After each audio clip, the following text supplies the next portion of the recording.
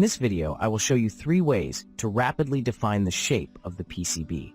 So here I have a simple PCB with just a couple of parts. I want to keep the contents of the PCB simple so you can easily see the wood for the trees when I change the profile of the PCB. This PCB has a rectangular outline. To create a different PCB shape, select the PCB Ribbon menu tab. In the PCB button group, there are 3 green shapes that are buttons that you can click to define the PCB border. So first, I will create a simple rectangular PCB by clicking on the Add Rectangular PCB Border button. Now if I move the mouse cursor in the viewport to where I want the first corner of the PCB to be, and then hold down the left mouse button and drag the mouse, the PCB takes shape and replaces the original PCB. Releasing the left mouse button finishes off the creation of the rectangular PCB.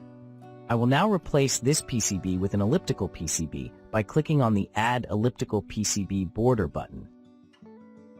Similarly, to creating the rectangular PCB border, if I move the mouse cursor in the viewport to where I want the first corner of the PCB to be, and then hold down the left mouse button and drag the mouse, the PCB takes shape and replaces the original PCB.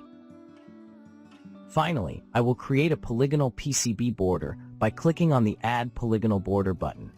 Now I will move the mouse cursor to where I want the first corner of the polygonal PCB to be.